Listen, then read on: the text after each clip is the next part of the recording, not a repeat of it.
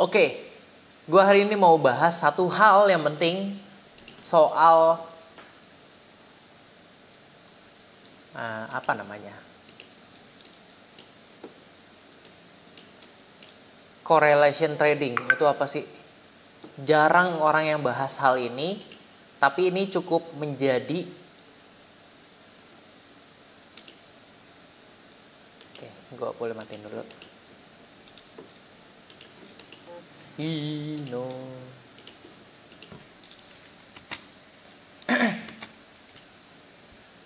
Trading dengan korelasi seperti apa sih?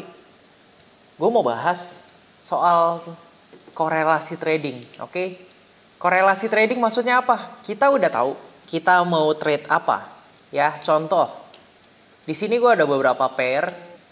Kalau gue bisa buka, pair yang gue biasa lihat adalah Euro USD, GU, AUD USD, dan juga XAU USD. Oke, ini adalah 4 pair utama gue untuk melakukan trade. Korelasinya dengan apa? Dengan USD. Kamu bisa lihat semuanya ada USD. Ya, semuanya di belakangnya ada USD. Jadi, yang kita butuh lihat adalah DXY atau dollar index. Nah, di DXY ini kita juga dapat namanya chart soal dolar. Indeks dolar lagi bagus atau enggak nih. Nah, kemarin gue trade-nya nggak lihat ini. Ya ada beberapa faktor lain yang bikin gue miss trade, ya. Kalau misalnya kita lihat kemarin gue trade-nya gimana, sebenarnya udah oke, ya. Trade-nya udah oke, udah jalan. Di sini udah dapat 2R. Ya, 2,5. Habis itu break even. Karena target gue adalah di 3R. Oke, di sini 3R. Kenapa break even? Ya karena belum nyampe 3R gitu kan ya. Terus pas udah dapat SL di sini, gue mau entry lagi. Kenapa gue entry lagi? Karena di sini gue lihat ada impuls yang bagus. Tapi gue lupanya di sini adalah setelah impuls yang bagus ini dia disertain dengan arah balik dengan cepat juga. Jadi kalau misalnya mau dihitung di dalam time frame yang lebih tinggi, jadinya seperti ini nih, impuls, habis itu balik. Kalau mau lebih tinggi lagi, jadi seperti ini nih. Cuman wick, jadi wick break. Jadi nggak bagus breaknya. Oke, inilah pentingnya kita bisa main time frame. Setelah kita udah tahu ternyata ini wick break, terus kalau misalnya di time frame yang lainnya lagi, ternyata itu gerakan cuma atas, terus ke bawah nih, seperti ini. Jadi nggak bagus, ya kan? Nah, terus kalau kayak gitu gimana dong cara entry-nya? Yang benar. Oke, jadi kemarin gue dapat 1 BE dan 1 lus, ya di sini. Di sini 1 BE, 1 lus. Ya, begitu aja. Kayaknya kemarin gue 2 lus, tapi ya udahlah.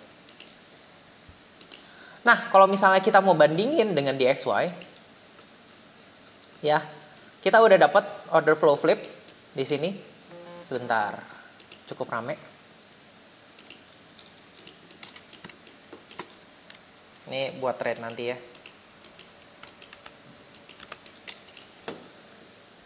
Nah, di sini kita udah dapat flipnya nih. Ini adalah flip kita, ya. Setelah dapat flip, kita dapat mitigasi. Terus kemudian order flow-nya lanjut, nih ya.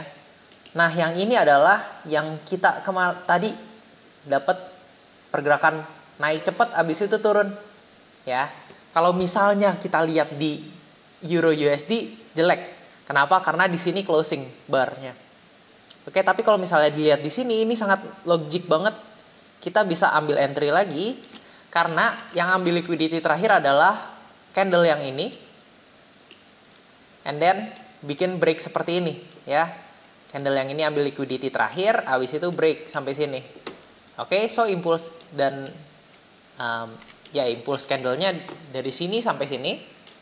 So di sini sangat bagus untuk entry. Kalau misalnya nggak bisa entry, ya kita tunggu konfirmasi dari seperti ini.